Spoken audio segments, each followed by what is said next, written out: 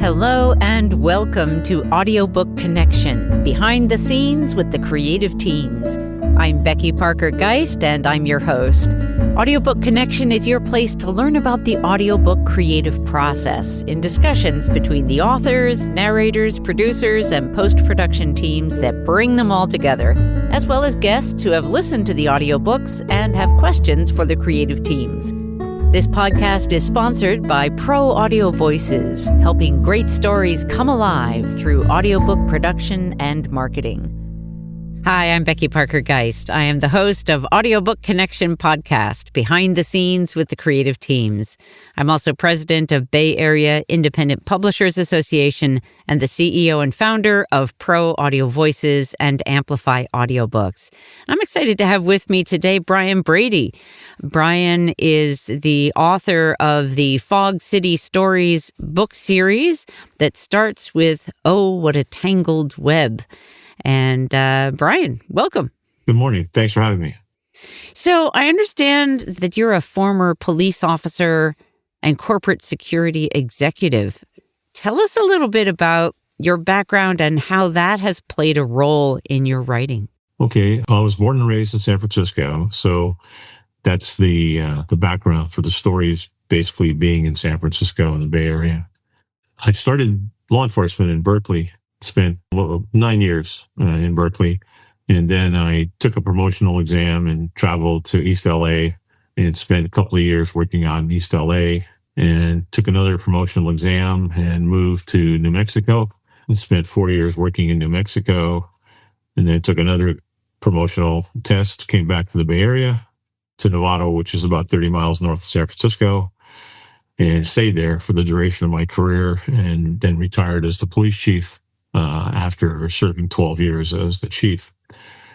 Then after that, I got a call from a good friend in Los Angeles that said that he had done some work for Universal Studios and that they were going to be looking for a new director of security for the studio. So, since I had done this before and traveled, I threw my hat in the ring and I got the job. A big shock.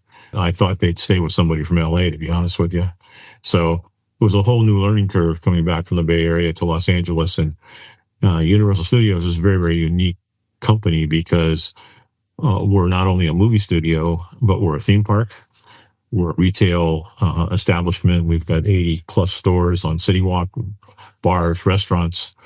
At the time, we had the amphitheater. And of course, you have worldwide movie production. So I was responsible for security for our production crews wherever they were going to shoot movies. So it was a great job, and it was fascinating. You meet lots of interesting people, and I did that for 10 years, and then came back to home again and took a job at the San Francisco Museum of Modern Art. They were moving from their old museum into a new facility, and they were expanding from roughly 50,000 square feet of art space to 165,000 square feet of art space, from a 3-story to an 11-story building. Yeah. So I was responsible for security for the new facility.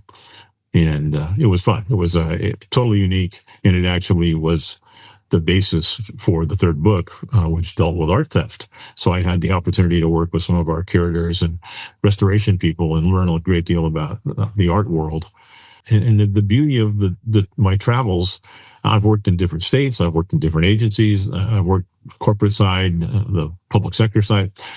So as a result, I've collected a lot of anecdotal information over the years, which gives me a great basis to tell stories. Yeah. Wow. So I'm curious, when you mentioned that you were traveling, or that you were keeping at Universal Studios, you were protecting the cast and crew. Did you travel as part of that, or was just that was just on site? No, I could have, but the options were, it was my responsibility. So I had a group of people that I had worked with over the years, and companies I'd worked with that did international security. And I really relied on them, put the boots on the ground, so to speak, to put the people in place. And it's depending where we're shooting. And there were some places we just didn't go. I mean, I would sit down with a director and just tell them, no, we can't go. It's just too high risk. Because some of our productions are 230 to 250 people. and you're responsible for all of them. And if you're in a foreign country, it becomes more difficult, because if something does happen, whether it could be a terrorist act, a disaster, could be an earthquake, could be a million things, you're responsible for everybody. So I would have a liaison with the U.S. Embassy or the consulate, but that would only be for all our people who were carrying passports. But we would have people from Germany, Ireland, Great Britain, Spain, France, all working on the production, carrying passports from those countries. So our consulate couldn't do anything for them. So you'd have to go and get each consulate from each country to be able to have a plan in place to evacuate their persons. So without getting too great detail, at the time we were owned by General Electric. And I don't know if people understand this, but General Electric, aside from being a gigantic company, is the largest aircraft leasing company in the world. They lease aircraft to foreign countries. A lot of planes that are flying under a banner of a foreign country are owned by GE and leased to that country, complete with service, et cetera, et cetera. So what we did, we called GE and said, can we get a plane big enough to carry 220 people, which happened to be that production, out of North Africa to Malta? And they said, yeah, we have a 767 or whatever it was that could accommodate those people. We could fly it in. So what we were able to do was our evacuation plan, we could load everybody on the plane, regardless of passport, all go to Malta and then clear all your customs in Malta to the various countries but get everybody safe. So it was my responsibility, but I had great people to work with, and they call RSOs, regional security officers, at the embassies and consulates, and they're fantastic. They work with you hand in glove. And then the other consulates were great, and then of course GE came through with the plane, and that became part of the operation. So it was, but putting all the pieces together was fun. I mean, to make it all, to start with a bunch of people in a foreign country, how do you get them out? When you're dealing with, sounds like a giant jigsaw puzzle or mystery. Yeah. So, but I had great people around. I had great bosses. That was the other thing. I had the people at Universal. They had been with the production side, the movie side of the business for forever, and they knew the business and they knew how to get things done. And they were patient with me coming in as a novice, and they shared their expertise. So it made my job so much easier. Cool. Wow. And that's such a diversity of experience, it sounds like to me from the outside, It is. that you've gone through in your career. That's fascinating. And so when you started writing, tell us a little bit about how that you started thinking, oh, I've got to write a book. Yeah, I really didn't, to be honest with you. I did, though, because some of the stories were fun. I would make notes, sometimes just cryptic little notes, sometimes a little more detail, and stick them in a file folder. And I had the folder. And if we'd go someplace with friends and, over a cocktail, and you're talking, and just like you asked me about the movie production. So you'd share a story, well, this is how we did it in Casablanca, or this is how people are just fascinated by the whole movie industry. And have you ever met this person? And so there's a certain people being starstruck, and so you'd share a story, and at the end of the evening, people would come up and say, you ought to write a book. Those are great stories. And I thought, maybe. So then I had some free time. When I went over from the museum, I still do consulting work with a security firm, but it gave me, most of that's from home. So it gives me some time. So I started putting together some of these stories, and that's really how the book came about. And then once I got it pretty much written, I shared it with people, and the reception was good. And then you're aware of all this. And then your next step is, you find an editor who's willing to work with you. And then you send your editor 50 pages of War and Peace. I mean, this is great stuff. I mean, you have labored over this, and this is New York Times material. And they give you back 60 pages of corrections. And so you find out that you're not Hemingway. You're an idiot. You have really screwed some things up. But once you get past, the angst of the redlining, they're helping you. They're making your story better. So over the three books, I've worked with 3 or 4 different editors who have, and each of them have a skill set, and I've used all of them sometimes on the same book, because some of them do really, really great stuff, proofreading, for instance. Others do are really good. They kind of get what I'm trying to say content-wise, and they make quality revisions to make the intent more clear. So that part they're a huge help. You can't function without them. That's right. Professional editing is not something to skip over or think that I've been through that same process myself. Yeah, you go. It's like in college. You write a term paper, and when you finish it, it's perfect. But there's typos, there's misspellings, and right. Spell check doesn't catch them all. And right. You need a third party and a fresh set of eyes to look at it before you turn it in. And that's kind of what happens with the books. Yeah. So you wrote "Oh, What a Tangled Web" first, correct, right? Okay. And then you must have enjoyed it enough that you decided to write more. Tell me about that experience that you had of sort of developing into an ongoing writer. Yeah, it was, I did like it when I finished it. I really like my characters, and they are composites of people I have worked with and known over the years. There's no single character that is a single person. They really are this composite. One of the characters who, she comes in the first book, she was the hardest one to write because obviously I'm not a woman. So I'm trying to write the way she sees things. So she's a composite of probably 5 different women in law enforcement that I've had the pleasure to work with and who shared their experiences, expertise, etc. So I think she's a pretty good character because she's really representative of real people and real experience.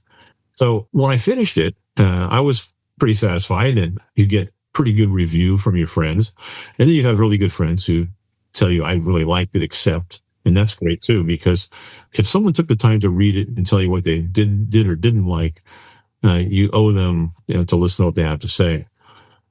So one of the people who read the book is a good friend, and he's in Los Angeles, and he's a retired fire chief and worked with me at Universal.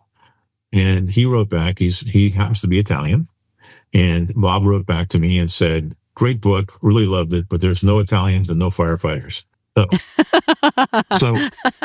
the second... Did he feel left out? The second book, Hiding in Plain Sight, is in San Francisco again, and it starts and is in North Beach, which is heavily Italian in San Francisco. And they're in the Italian Athletic Club. They're at Victoria's Bakery. They're in St. Peter and Paul Church. And the victim's father's a firefighter. So I put in the acknowledgments of the book, in the front, that, Bob, this is for you, Italian firefighters. So that's great. And then it's so you do get this feedback. So that actually kind of a push on the second book. I had ideas about how I wanted to do it, and the same thing. You go into happened with the third book. The third book became different because I switched from San Francisco to start the story to Europe. It starts in Paris and it goes to Amsterdam and then to New York, and then ultimately there's a homicide in San Francisco, and then all my characters get to be in the story. But the first probably third of the book is outside of San Francisco, and that's different. And it was interesting to write it that way and kind of expand my horizons a little bit. And it allowed my wife and I to travel in Europe, and I've tried literally to, if I write about a place, I've been there. I've actually seen it, felt it, etc. I don't have north-south streets intersecting in my stories. If I'm going to talk about a building and I describe it as a 3-story building, it's not in reality 12 stories. So, and I'm working on another book right now where it ends up in Montana and Wyoming, and I'm describing a freeway intersection. Well, I actually drove up there and looked at that intersection. So when I described the off-ramp and where the shoulder of the road was in the story, it really is there. Now, someone in San Francisco maybe reading the book won't make any difference, but someone from Montana or Wyoming who drove that stretch of freeway is going to say, well, that doesn't exist. So I want them to go, yeah, I know that place. I know that off ramp. So that's great. That part. Do you enjoy that? Do you enjoy that research? Yeah, I do. Getting all those little really details.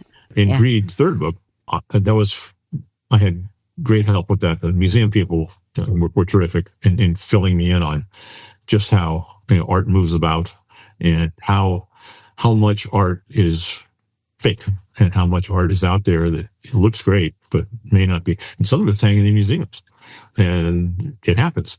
And so. And when you were talking with them and they were sort of filling you in on these details, did they know you were writing a book? Not at the time. No, I was just basically I was curious.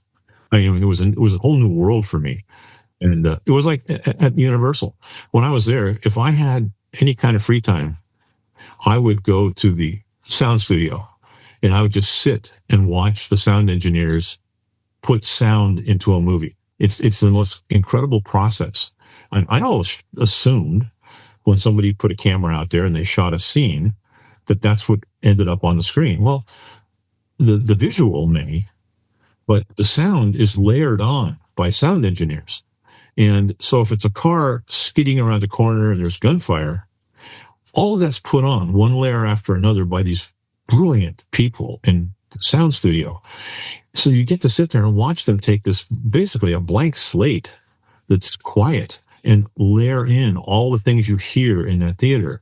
And it just blew me away. I thought they were geniuses. They were incredible. And I could have spent the whole day there just watching them. The same thing with the engineers that do the work with colorizing. They'll look at a Coke can on a screen and say, oh, the red's off. Who's going to know? These people see and hear things that normal humans couldn't begin to comprehend. So the same thing at the museum.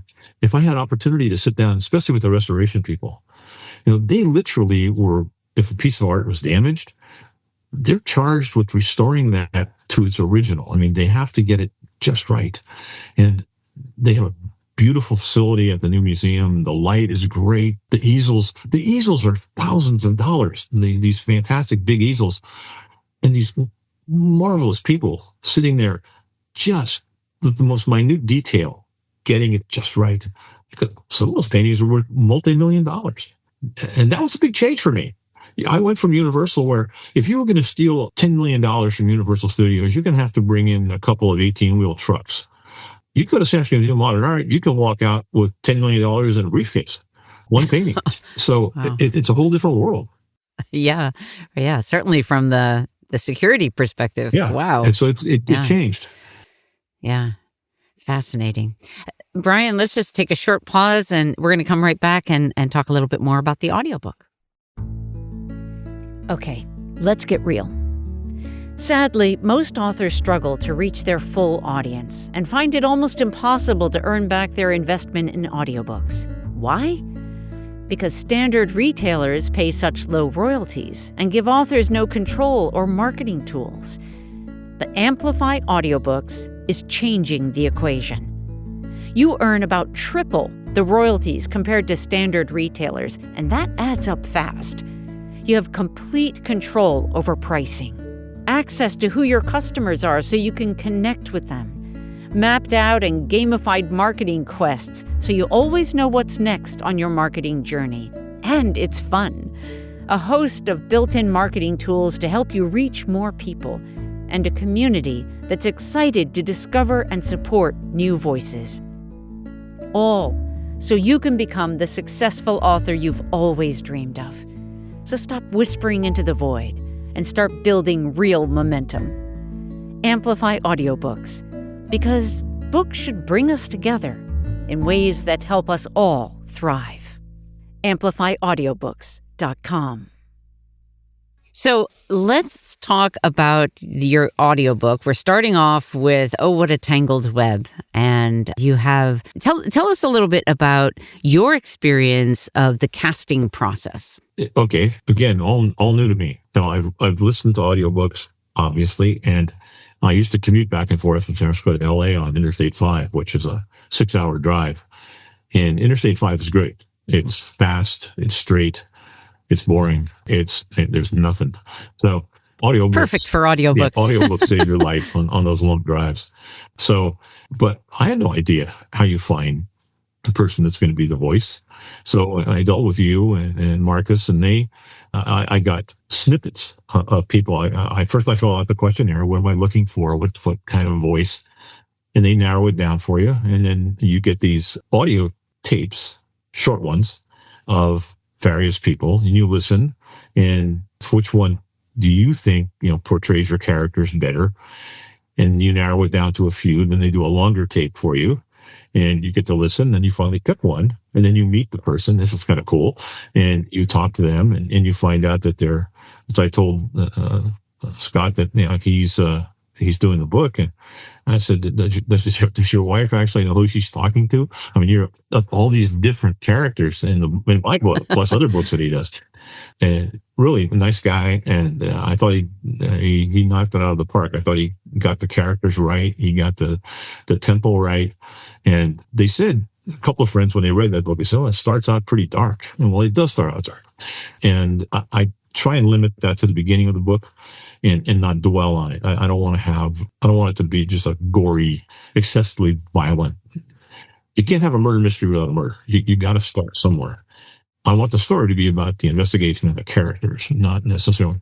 So, he got that. But when I listened to it on tape, it is dark. It was a little darker than it I thought it was in print. So that was kind of an interesting experience too. Is there anything else about? Yeah, I just wanted. You mentioned Scott. Scott Allen he's a wonderful narrator. We work with him a lot, and so I was excited when he got selected for your audiobook or audiobooks, because he's going to be doing the others. Yes, that's right. And so I'm curious if there's anything else about the audiobook production process that you've been through so far that kind of stands out to you or surprised you in any way. Probably the level of detail. When Scott did, I guess when he completed the first pass, Marcus sends me this list, and there'll be, there's been 20 things on it, where it could have been a singular or a plural, as simple as that. And I wondered, I thought, gee, somebody's listening to a tape, are they really going to catch that? So then I went back to my sound time at Universal, thinking, yeah, they do. First, they do catch it, and you got to get it right. You want it right. You want the listener, much like the streets that don't intersect, you want the narrative to be right, and you want the audio to be right. So then it's a sit down going through, each line that there's any kind of issue with, and then Scott re-records it and makes sure it's right. And now we're down to the finished product on the first one. Yeah. Great. Tell our listeners a little bit more about where they can learn more about you and your writing. What's your website address? Okay. The website is goldengatetales.com, and the books are on there. The books are at Amazon and Barnes and Noble. The written books, the audiobooks, I'm sure are going to end up in the same place. And I've done book signings, and I'm still doing those. I've got one coming up in January on the 10th at Book Passage in Corte Madera in Marin County. It's a great independent bookstore, and they have a facility where they will host you. So I'm going to be their guest that night for they call it In Conversation. So it's an hour on stage where people can ask questions. I love that. I like to be able to answer people's questions about how that story developed and that sort of thing. So I usually keep my presentation very, very short and make the vast majority of it talking to the audience. So hopefully people will come and listen and ask questions, and then we'll do a book signing afterwards. Yeah, great. And is there anything else that I either didn't ask about or that you really wanted to share, or anything about what impact you would like to have with your books? Anything else you'd like to share? I think, the impact for me would be, I want to be Michael Connelly. So, right.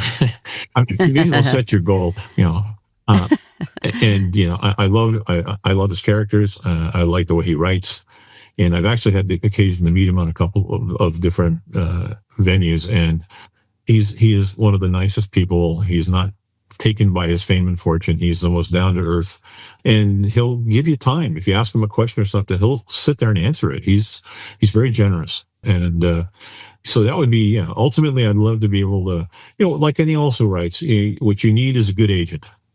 And I'm still looking for that. That's one of those things that, you submit the query letters and you get the rejections, and you keep doing it until you're going to find one that wants to represent you. And then, that makes a difference. That gets you in front of the big publishing house, and that gets the wider audience. When you're self-publishing or what hybrid publishing, you sell books, but not at the level you're going to make a living at it.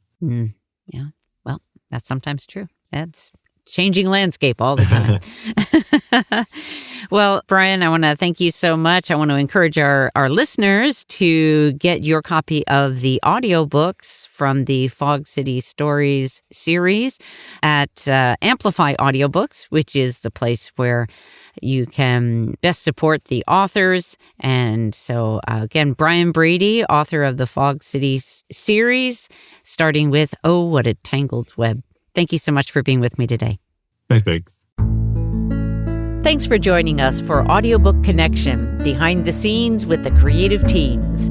Please take a moment to subscribe at audiobookconnection.com. The podcast is sponsored by Pro Audio Voices, helping great stories come alive through audiobook production and marketing. Learn more at proaudiovoices.com. Again, thanks for being with us, and please join us next week.